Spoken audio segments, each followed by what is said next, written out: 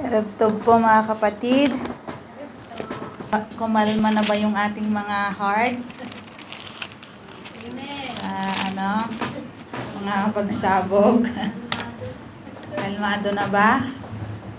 So tayo po ay magpapatuloy sa ating pong pag-aaral sa libro po ng Marcos, kung saan nasa chapter 2 po tayo from verse 13 ang aralin po natin hanggang 28 sa madami-dami sa gabi po na ito. Tama ba ako? Ayan, tama. So, basahin po natin. Kung kayo po ay may mga Bible sa inyo, makipagbukas po kayo sa akin.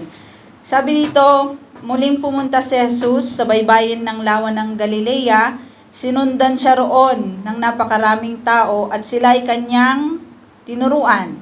Habang naglalakad si Jesus ay nakita niyang nakaupo sa tanggapan ng buwis si Levi na anak ni Alfeo. Sinabi sa kanya ni Jesus, "Sumunod ka sa akin." Tumayo naman si Levi at sumunod nga sa kanya. Nang si Jesus at ang kanyang mga alagad ay kumakain sa bahay ni Levi, kasalo nilang kumakain ang mga maniningil ng buwis at mga makasalanang sumunod sa kanya. Nang makita ito ng ilang tagapagturo ng kautusan, na kabilang sa pangkat ng mga Pariseyo, tinanong nila ang kanyang mga alagad, bakit siya kumakain kasama ang mga maniningil ng buwis at mga makasalanan? Narinig ito ni Jesus, kaya't siya ang sumagot, hindi nangangailangan ng manggagamot ang walang sakit, kundi ang may sakit. Naparito ako upang tawagin ang mga makasalanan, hindi ang mga matuwid. Minsan, nag-ayuno ang mga alagad ni Juan na taga-bautismo at ang mga Pariseyo. May lumapit kay Jesus at nagtanong, bakit po hindi nag-aayuno ang inyong mga alagad, samantalang ang mga alagad ni Juan na taga-bautismo at ang mga Pariseyo ay nag-aayuno? Sumagot si Jesus, dapat bang mag-ayuno ang mga panauhin sa kasalan habang kasama pa nila ang lalaking ikinasal? Hindi, hanggat kasama nila ito, hindi nila gagawin iyon. Ngunit, darating ang araw na kukunin mula sa kanila ang lalaking ikinasal at saka sila mag-aayuno. Walang nagtatagpi ng bagong tela sa isang lumang damit sapagkat kapag umurong ang bagong tela, mababatak ang tinagpian at lalong lalaki ang punit. Wala ring naglalagay ng bagong alak sa lumang sisidlang balat sapagkat papuputukin lamang ng alak ang sisidlang balat at kapwa masasayang ang alak at ang sisidlan. Sa halip, ang bagong alak ay inilalagay sa bagong sisidlang balat. 23. Isang araw ng pamamahinga na paraan si Jesus at ang kanyang mga alagad sa triguhan habang sila ay naglalakad.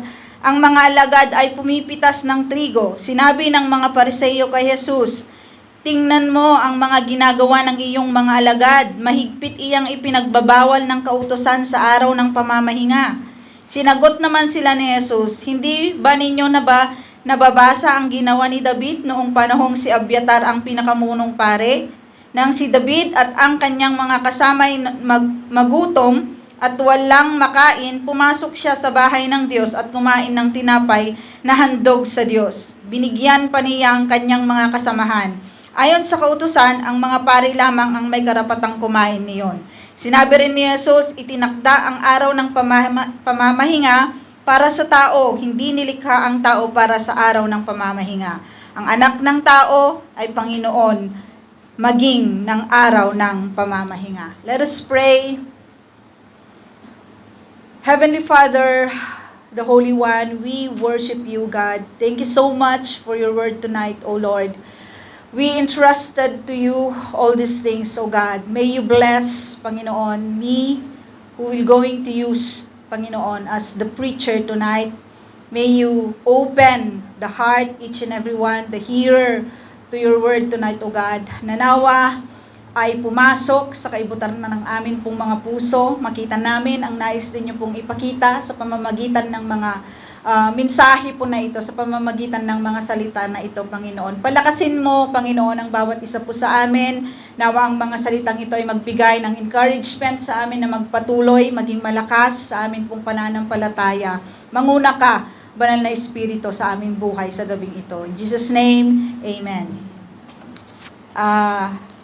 Tayo ay magpapatuloy sa ating pag-aaral, mga kapatid. At nabasa natin ang patungkol, 'di ba, sa ating Panginoon in even sa kay Matthew. Hindi ko po ikukwento ang tungkol sa buhay po ni Matthew like Mark, at napag-aralan na po natin 'yan. At ang title po ng ating pag-uusapan, mga kapatid, sa gabi po na ito is Jesus, the solution. Sa mundo po na ito, in this world, na maraming mga matatalinong tao, geniuses, brilliant, they always find ways on how to solve problems. In the fields of mathematics, science, biology, physics, yung mga subjects natin, and even economics. Diba? Ang mga tao, they always seeking, searching, discovering on how to solve, diba, yung mga problems na nag-a-arise sa mundo po na kinabibilangan po natin. Hindi sila nag-i-stop until they reach that precision na masagot yung kanila pong mga katanungan, masolve yung mga problema, di ba, na nag-a-arise sa mga kahit anong aspeto ng sa ating mundo. And now we will gonna talk about problems. May tatlo akong sasabihin. May tatlo akong gustong i-emphasize, mga kapatid, sa gabing ito, sa salita po ng mga Panginoon. 3 problems sa mga kapanahunan po na iyon. But before that, let us see how Jesus called one of His disciples, called Levi, same as Matthew, ang kanyang buong pangalan. At alam natin na si Matthew ay isang tax collector, na sa mga kapanahunan po na noon, yung kapag sinabi mong tax collector, this is a despised profession. Kinaiinisan, kinamumuhian, sapagkat sila yung mga bumibili ng mga franchise sa Roman Empire, and then they will gonna, kung magkano man yung ipatong nila, di ba, sa tax na yon, kanila na yon. Doon sa requirements, di ba, halimbawa kapag ang required na tax na sinasabi po ng Roman is 5 shekel, papatungan nila ng 5, depende sa kanila, or 20, yung 5, yun ang ibibigay nila sa Roman Empire, yung 15 sa kanila na, or yung 5, or yung 10. So, sa mga kapanahunan na yon, mayayaman po ang mga tax collector. Yung mayaman sila dahil sa pag-abuso nila sa kanilang profession by getting yung more than, di ba, na require ng Roman Empire na tax, kinukuha nila yun sa mga tao. So, kinaiinisan sila ng mga tao sa mga kapanahunan po na ilo. And they are Jews. Sila po ay mga Hudyo na nagpasakop, di ba, doon sa mga Roman Empire, at ginagamit nila yung bagay po na ito in business. So, ganun po yung trabaho po nitong si Matthew. But when God called him, nagturo, nakita natin last Saturday, hindi last night, last Saturday, yung preaching po ni Pastora, 'di ba, na yung naggamot ang Panginoon, nagturo ang Panginoon, at nakita natin yung ginawa po ng Panginoon sa kanya pong mga pinagaling at kanya pong mga tinuruan. At this point, nagturo din siya, 'di ba? Nakita niya si Matthew, nadaanan niya doon sa singilan ng buwis, at tinawag niya.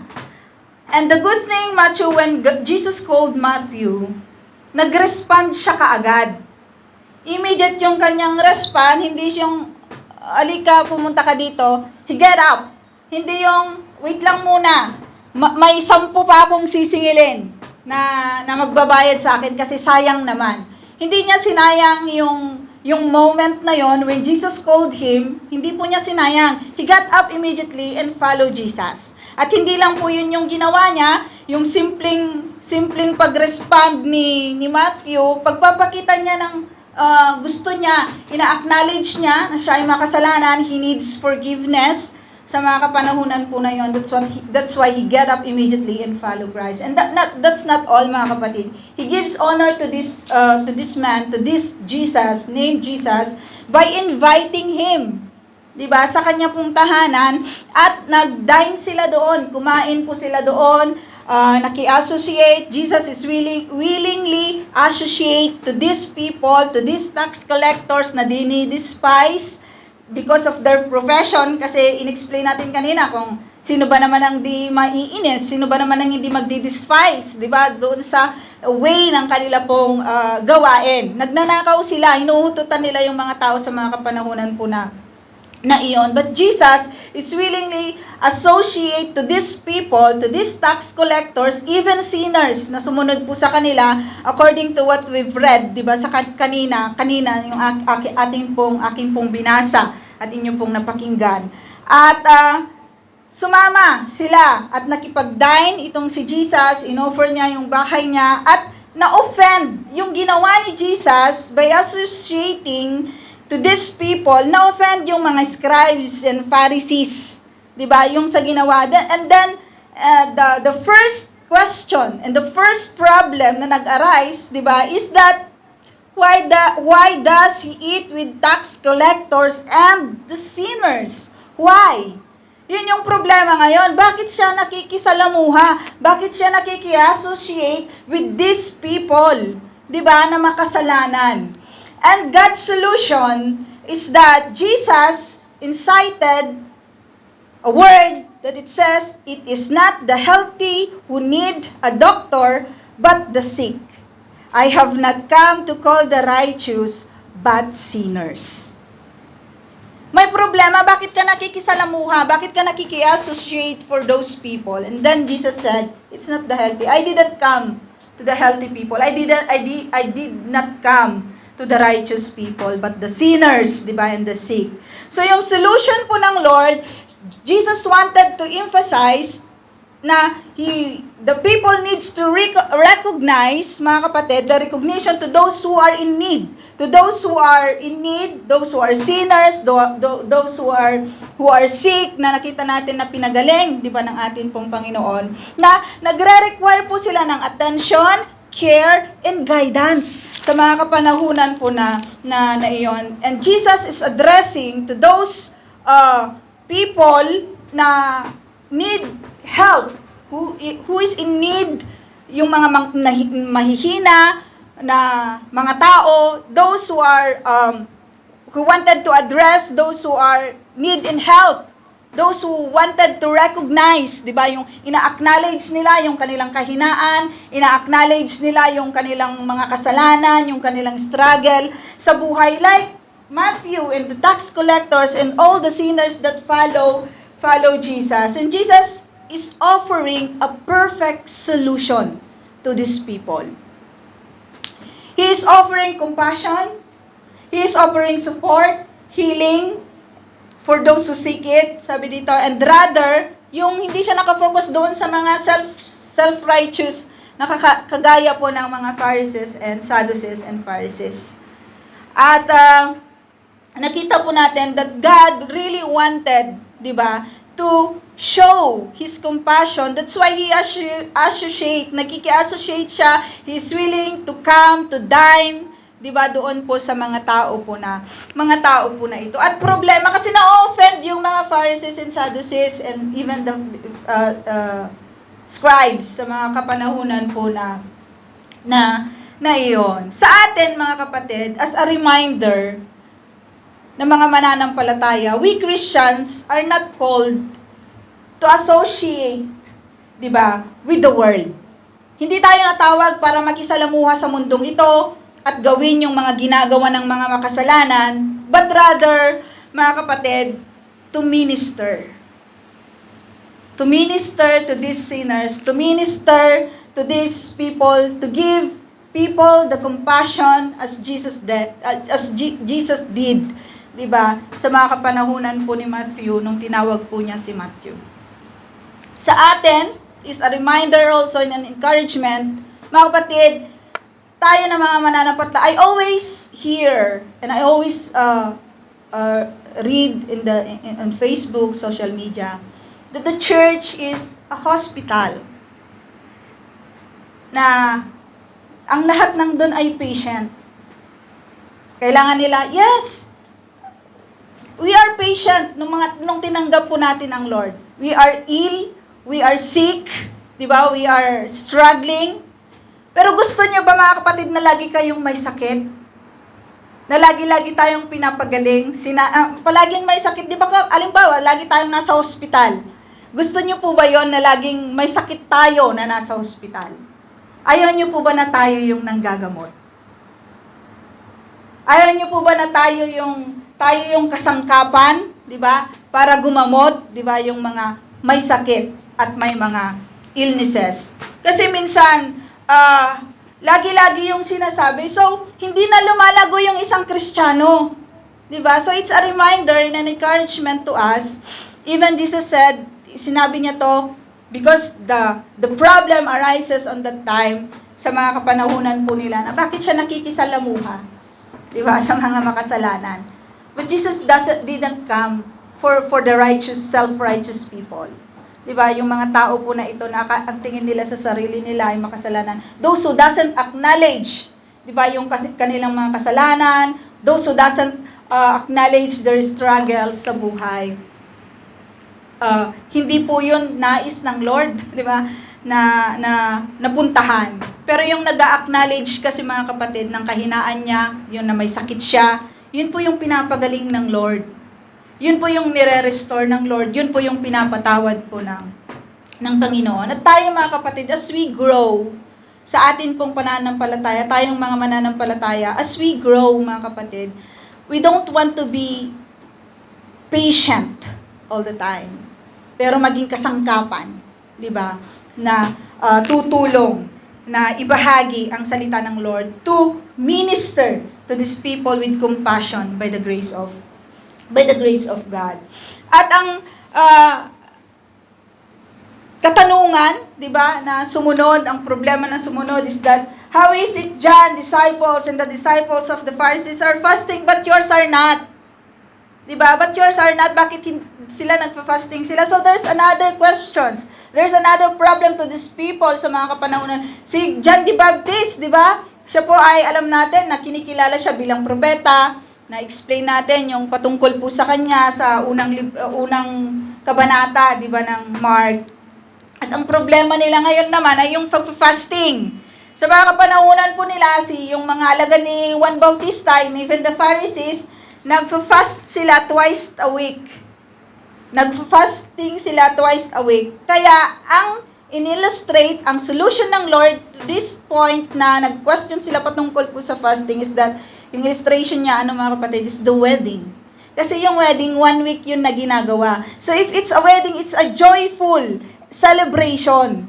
Diba? At ang sinabi ng Lord ay, sabi niya, sumagot si Jesus, dapat bang mag-ayuno ang mga panahuin sa kasalanan habang kasama pa nila ang lalaking ikakasal? So, there is no fasting on that time, mga kapatid. So, sa mga kapanahunan po na iyon, hindi against, mga kapatid, ang Lord sa fasting. Hindi siya against sa fasting na yan, but fasting, mayroong time at panahon ng pag-aayuno. Kaya yun po yung in-emphasize, di ba, ng Lord sa kanila sa pamamagitan ng pag-illustrate niya patungkol sa kasalanan. Kasi ang fasting oftentimes, it is a symbolize of repentance, mourning, and seeking God's presence. So, Jesus, the bridegroom, di ba, we know that He is the bridegroom who is present at that time. There's no reason for the follower of Christ to fast sa mga kapanahunan po na iyon. There's no reason for them to mourn. There's no reason for them to do fasting. Because nasa kalagitnaan nila ang Diyos. Nasa kalagitnaan nila yung bridegroom, which is the King. Diba? Which is the Lord of Lords and the King of Kings. Pero may sinabi po ang Lord, diba? Na panahon ng kanila pong pag-aayuno. when the bridegroom take them out sa kanilang kalagitnaan, doon sila mag-aayuno. This is the foreshadow, 'di ba, ng pag-alis, kasi hindi sa habang panahon ay kakasamahin nila ang ating Panginoong Hesukristo sa kanila pong mga buhay physically. Kaya sabi ng Lord, 'di ba, na may panahon yung kapag kinuha na, 'di ba, yung lalaking kukunin mula sa kanila ang lalaking ikakasal, at saka sila mag-aayuno. So, problem solved. Mga kapanahon na yan, kasi problema nila, bakit hindi sila nagpa-fasting? Diba? So, in-illustrate po ng Lord, di ba? Kaawa-awa lang ang mga Pariseyong ito at mga Sadducees na ito, and even the scribes, kasi they don't see, di ba? They didn't see na nasa kalagitnaan na nila ang Panginoon na ating na Messiah na kanila pong hinihintay. And Jesus offered, di ba, two parables, which is yung pag-i-insight niya, di ba, ng repentance, the gospel of repentance and the forgiveness. At na hindi ito connected doon sa mga ginagawa nilang mga rituals, mga regulations ng mga rabbi, di ba, na nag-a-add na lang sila ng kung ano-anong mga pahirap, 'di ba, sa mga kapanahunan po na yon in regards of fasting. Wala namang sinabi, 'di ba, kasi ang fasting, yung atonement, 'di ba, once a year.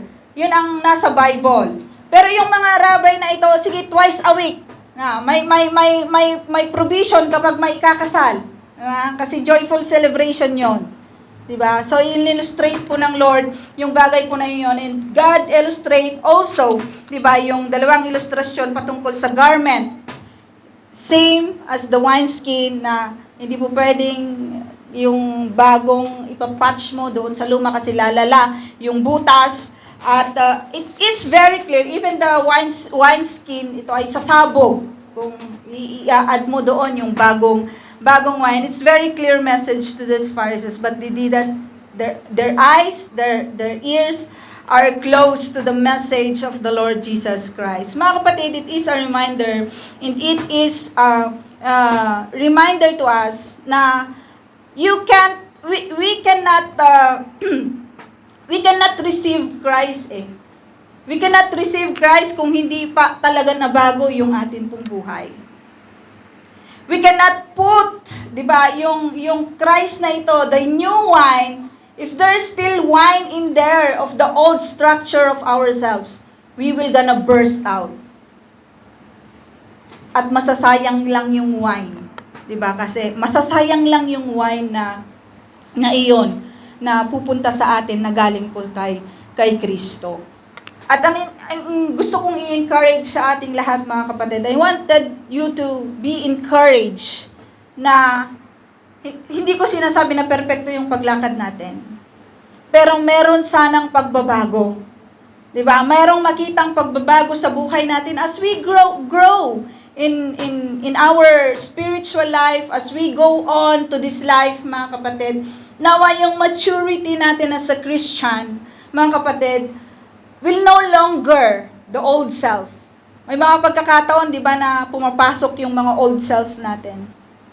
But by the grace of God, meron sang makita, di ba, na growth sa atin pong mga spiritual na buhay. Because God is willing, di ba, to change us. God is willing to really remind us on what to do sa atin pong mga buhay mananampalataya. So, another problem is, yung una, yung about sa pag-associate sa mga makasalanan. Pangalawa, in regards of fasting. Ang pangatlo naman, look, sabi ng mga Pariseyo, why are they doing what is unlawful on Sabbath? So, may problema na naman in regards of Sabbath. Sa mga unlawful things daw na ginagawa, kumuha lang naman ng grain yung mga alagad ng Diyos. If we talk about Sabbath, mga kapatid, it is a rest, di ba? And it's an honor also to this God who rested, di ba? after the creation of this world. And the Lord declared the Sabbath day para mag-rest ang tao sa kanya pong gawain. It is a benefit sa atin na mga nagtratrabaho, hindi po ito benefit ng Lord, kundi benefits, di ba, sa atin pong mga nagtratrabaho. At sa mga kapanahunan po nila, yung mga rabbinical teaching po na ito, nag-add na naman sila ng mga burdens. Diba, on Sabbath na hindi ka po pwedeng, umalis 3,000 feet hindi ka pwedeng madami na silang mga inad-add. Diba? Supposed to be this is not the things that God is telling them about the Sabbath. Kaya ang solution po ng Lord, nag-incite siya ng event. 'Di ba, sa Old Testament in the time of King David, nung si King David, 'di ba, ay tumatakas kay King Saul, nakarating sila sa lugar ng Nub, nandoon yung tabernacle, doon sila kumauna, nagugutom sila at pinakain sila. Nakita po ba natin na kinondemn sila ng Lord? No. God didn't condemn what they did. Even in the law, hindi po pwedeng kumain, yung mga pari lang ang pwedeng kumain. Di po ba sa mga tinapay po na yun? But God didn't condemn these things, mga kapatid. So God, yung bagay po na ito, in-institute po ng Lord para sa kabutihan ng bawat isa. At sinabi ng Lord, kaya nga yung mga Pariseo na ito na nagbahagi, nagsabi ng kanila pong mga regulasyon na it is really a burden. Kung titignan natin ngayon, kahit sa mga kapanahonan na yun, lagi-lagi kong sinishare kay Aviva, yung employer ko, na para namang straight yung mga ginagawa nila. Di ba kasi wala naman yun sa Torah, bakit nila yun sinasabi? Sabi lang nung alaga ko, I don't know. Yung sabi niya, I don't know. Yes, gano'n lang yun. Kulang kasi si Lola. So, it is a regulation na mag-i-slave sa tao. Yung Sabbath ay ini-slave na niya yung tao. Supposed to be, it is a beneficial to the person, to the people on Sabbath day. It is a benefits po ba sa inyo pag nandito po kayo, mga kapatid? When you give importance to the Sabbath day, benefits po ba sa inyo ito or a burden? Because if it's a burden that you are here, maybe there's something wrong in you. Because Jesus said, ginawa ang Sabbath for the benefits of man. Supposed to be it's a beneficial to us. Hindi po ba beneficial sa inyo na makita ang mga kapatid? Yung ngiti ng kapatid. Di ba nakakagaan yun sa damdamin? And Jesus claimed also na yung Sabbath ay kanya. Siya ang Diyos, di ba, ng Sabbath. This is the authority ng ating Panginoong Jesucristo. And ito ay nagre-reject. And when Jesus said, the Lord of Sabbath, He is the Lord of Sabbath. Ito lang ang nagpapatunay na nire-reject niya, di ba, yung mga regulasyon na ginagawa, yung mga kung ano-anong mga ina-add ng mga rabbi sa mga kapanahunan po na iyon, yung mga Pariseo na nagsasabing alam nila ang kautusan, na kung ano-anong mga dinadagdag nila. And Jesus wanted to restore that sa mga kapanahon. Jesus wanted to incite those thing. And it is a reminder for you and me sa gabing ito, mga kapatid, to seek and give importance, diba, sa atin pong mga pagtitipon. Because it is a benefits. When God says it is a benefits to a man on a Sabbath day, it is really a benefits, mga kapatid.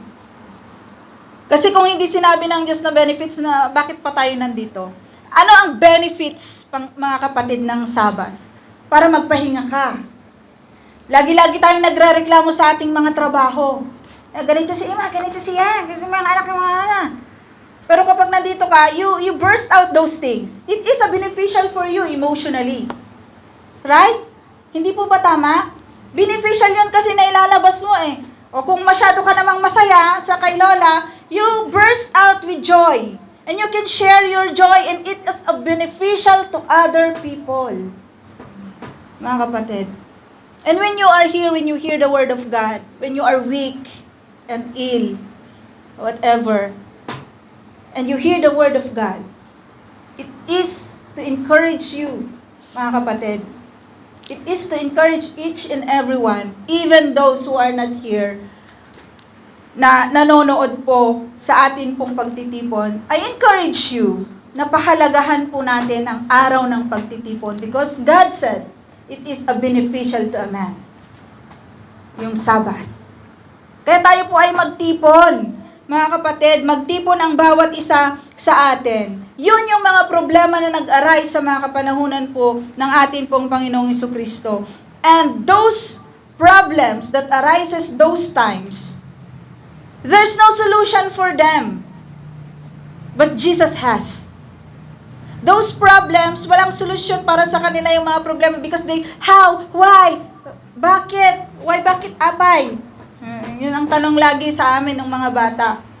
But Jesus gave the solution to these people. And even reject those regulations that rabbis teach to people. The Pharisees that teach to people in regards of fasting, in regards of associating to sinners, in regards to seek and give importance to Sabbath day.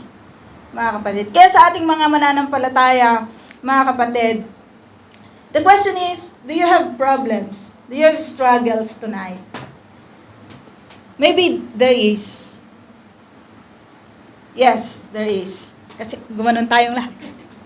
Pangtango natin eh. Yes. So, yes, we have problems and struggles in life, mga kapatid. But the joy that we have, mga kapatid, and the assurance through our Lord Jesus Christ is, our Savior, is we can solve everything sa pamamagitan po ni Kristo. Because Jesus can make things impossible possible. Let us pray. Heavenly Father, we thank you so much, O God, for your word. Thank you so much, Lord, na sa panahon, Panginoon, na dumadaan ang bawat isa sa amin sa mga katanungan, sa mga problema, sa mga struggles, Panginoon, in even sin. We thank you so much, Lord, for your assurance of forgiveness. Thank you so much, Lord, for the faith, O God, na inyo pong ibinigay po sa amin, na patuloy, Panginoon, na nino-nurture mo sa pamamagitan po ng inyo pong mga salita, na kami po ay manatili, Panginoon, na sumampalataya sa inyo. Dahil alam po namin, Ama, na kayo ang Diyos na buhay, na patuloy, O God, na nag-guide sa amin, Panginoon. Nagtuturo po sa amin, O God. Maraming salamat na kami po ay tinuturuan nyo to reach out people, Panginoon. Not to do what the world is doing, but to minister to people, O God. Nawa, Panginoon, kami po ay lumago sa pananampalataya, lumago, Panginoon, sa amin pong buhay Kristiyano, upang sa ganun, Panginoon, ay maibahagi namin ng maayos at kapakipakinabang, Panginoon, ang inyo pong mga salita sa ibang tao. And even, God, in doing fasting, we know that we observe this thing, O God.